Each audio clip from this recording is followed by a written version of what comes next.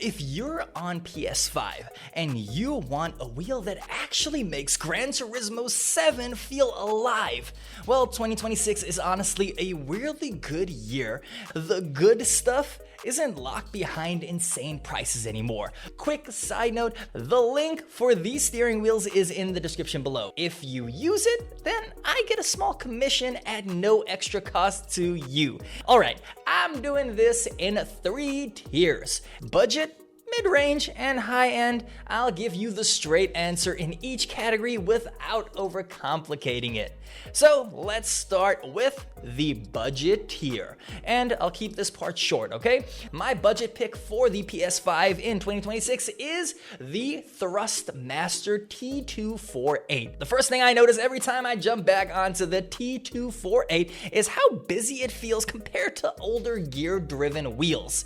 It's not direct drive, but it's the last wheel that I'd recommend before telling you to stop wasting your money and jump to direct drive. You get cleaner feedback, more detail, and a much better sense of what the car is doing under you. It's also very easy to live with. Built-in display, plenty of buttons for console menus, solid pedals, and a setup that you can clamp to a desk and be racing in just a couple of minutes. The main downside is that the wheel is fixed. You're not swapping rims or expanding the setup later. What you buy is what you use, but for a straightforward, no headache setup, it's a pretty strong choice. Well, quick alternatives in entry level. If you're on a tight budget, the Thrustmaster T128 still kinda makes sense. It's light, it's simple, and it gives you real force feedback without taking over your desk. And yes, the Logitech G29 is still relevant, especially when it's heavily discounted. It's loud, it feels dated, but it's still reliable, it's easy to resell, and there's a reason that it's still everywhere. Now, in mid-range, this is where sim racing actually starts to click. My number one mid-range pick for PS5 is the Fanatec Gran Turismo DD Pro. This is the moment that you stop fighting the wheel and you start driving the car. Direct drive on PS5 completely changes the experience. Corner entry weight, mid-corner load, curbs, little snaps of oversteer, and you feel all of it instantly without any delay or mushiness. If you can, then go for the 8 Newton meters version. Not because you need insane strength, but because the extra headroom gives you cleaner, more detailed force feedback without clipping. It also gives you room to grow without feeling like you need to upgrade everything again in just a year. And on top of that, Fanatec's ecosystem is huge, which really matters on console. Different wheels, better pedals, shifters. This is a setup that you can build on over time. Now, 2 important alternatives in the mid-range category. The Thrustmaster T598 is interesting because it brings direct drive to a lower price point. It can deliver strong feedback for the money, but it's more of a compromise if you hate dealing with quirks or early adopter headaches. Now, honestly, I'd personally save a bit longer and I'd go with the DD Pro. Then there's the Logitech RS50.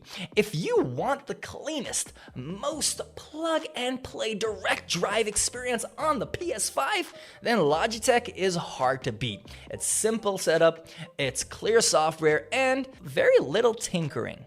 The trade-off is a smaller ecosystem compared to Fanatec. Now, the high-end tier. This is what you guys were waiting for. And this is where you stop upgrading and you start settling in. My high-end pick for PS5 in 2026 is the Fanatec Club Sport DD Plus. This is quite simply the strongest and most complete PlayStation compatible wheelbase that you can buy. 15 Newton meters of torque on console isn't about brute force, it's about headroom. The DD Plus never feels strained, even when you push it hard. You you still get clarity, you get detail and control instead of compression and noise. And on top of the raw power, Fanatec also adds its own processing to enrich the force feedback with extra texture and detail. What I really like here is how future-proof this setup feels. Fanatec's ecosystem is massive, and on PS5, that actually matters. Different rims, different disciplines, proper pedals, proper shifters. This is a system that you can grow into for years. And don't just buy the base on its own. Look at bundles like the GT Extreme or the Club Sport Racing Wheel F1. You end up with a complete coherent setup that just works on PlayStation. Now, let's be honest. This is enthusiast level money.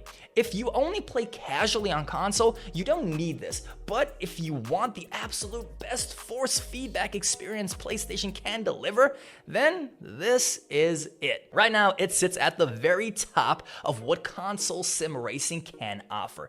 That said, the Logitech G Pro Racing Wheel still deserves a mention. It's one of the most refined and polished direct drive wheels available. The force feedback is smooth and confidence inspiring, and true force, when a game supports it properly, can add an extra layer of texture that some people really enjoy. Logitech's ecosystem is also very plug and play and extremely reliable. If you value simplicity over deep customization, it's still a fantastic high-end option. Quick setup tip before we wrap up: whatever wheel you buy, update it on a PC first. Even an old laptop is fine. Install the software, update the firmware, then move it over to your PS5. That one step, it avoids so many issues down the line. So here's the final breakdown. Best budget is Thrustmaster T248. Best mid-range direct drive is the Fanatec GT Pro, and high-end is the Fanatec Club Sport DD+. Now, if you want the easiest high-end alternative, the Logitech G Pro is still a great choice if you want maximum power, ecosystem depth, and the best overall PlayStation experience. The DD+ is the ceiling. And don't forget to check out the links below, guys. It's always updated if a new deal drops. Subscribe to the channel if you want more PS5 sim racing guides, gear reviews, and honest buying advice. And guys, I will see you in the next one.